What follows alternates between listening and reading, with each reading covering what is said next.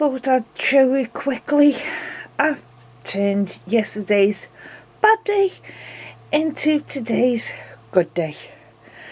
I corrected the middle as best as I could, and then I thought, well, I'll quilt it up, and if nothing else I can practice me ruler quilting, and it's quilting up quite nice. It still shows in the middle that they haven't joined very well, but I could always put something over that, a circle or something.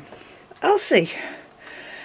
And this is how far I've got at the moment, and which is the whole of the star is now quilted in just straight lines, ruler foot, and I've gone round here and stitched in the ditch, but I'm deciding what to do in these cream bits now.